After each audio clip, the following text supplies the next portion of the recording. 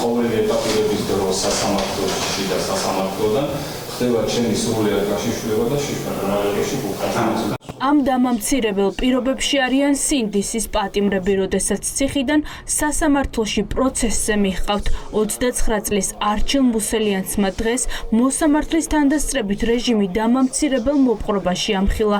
ირკვევა, რომ ფსიქოლოგიური ტერორის ანალოგიურ მეთოდებს იყენებენ სინდისის სხვა პატიმრების წინააღმდეგაც. Რისების შეშენებული მოპყრობა მინარევს ყოველი ეტაპირების დროს სასამართლოში და სასამართლოდან ხდება ჩემი სრულიად გაშიშვლება და შიშმარალებში უკანონო. მოსამართლე გიორგი არევაძემ არჩილ მუსელიანს არც კი მოусმინა. პროკურატურას კი შაბლონური პასუხი აქვს. თუ დაირღვა, გამოვიძიებთ. ბრძანა კი გაშიშვლებასთან დაკავშირებით, თუმცა როგორც სასამართლომ განმარტა, დაზუსტება ეს არის პროცედურის ნაწილი და უსაფრთხოების ნაწილი, თუ ეს არის რაიმე ფორმით მისი უფლების დარღვევა და რა თქმა უნდა ამას შესაბამისი რეაგირება მოხდება. არჩილ მუსელიანს რეჟიმი პარლამენტთან დამონტაჟებული სამეთვალყურეო კამერის დაზიანებას ედავება.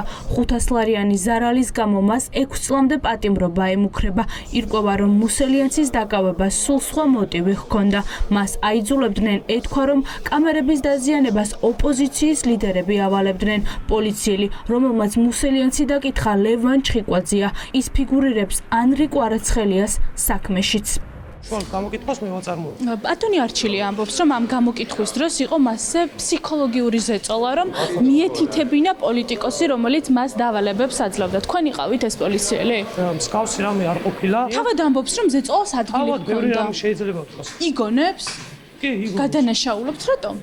ვიცი, ეთქობა უნდა დამთავრებულთან თავის აღიდება, არ ვიცი. თქვენ ანზორ კვარაცხელიას საქმეზეც იყავით, მოწმედ და თქვენს გარდა არავინ არ მუშაობს? კი, ბევრი მუშაობს კი. ასე ორივე ამბობს და თქვენ რანაირად მოხვედით? ორივეზე კიდე ბევრზე მოვა. კვარაცხელიას საქმეზე ამბობდით, რომ Facebook-ზე სკროლავდით თქვენც და თქვენი კოლეგებიც და ამ დროს აღმოჩნდა. თქვენმა უხელმძღვანელმა მოგაწოდათ უშუალოდ ვიდეო და ამ შემთხვევაში აი მუსელიანსის საქმეზე როგორი იყო? შეგიძლიათ მითხრათ? მუსელიანსის საქმეზეც მოპოვებული იქნა ჩანაწერები საჯარო სივრციდან და ზუსტად ამის ანუ იგივე პრაქტიკაა, რაც წინა შემთხვევებში. პრაქტიკა ის არის, რომ შეგვიძლია მოვიპოვოთ საჯარო სივრციდან ინფორმაცია, რომელიც შეიძლება შეეხებოდა დანაშაულს.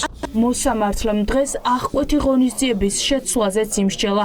დაცვის მხარე 29 წლის აქტივისტის გირაოს სანაცვლოდ გათავისუფლებას ითხოვდა, თუმცა გიორგი არევაძემ ზეწოლის მსხვერპლი ახალგაზრდა უკან ციხეში გაუშვა.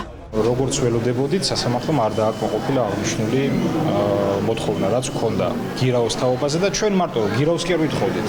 ვინაიდან და რადგანაც პროკურატურას მხოლოდ და მხოლოდ ერთ საფრთხეზე აქვს ყურადღება გამახვილებული, ეს არის ახალი დანაშაულის ჩადენა, ისე რომ ჯერ ძველიც არ დაუმტკიცებიათ, ნამდვილად ჩაიდინა თუ არა.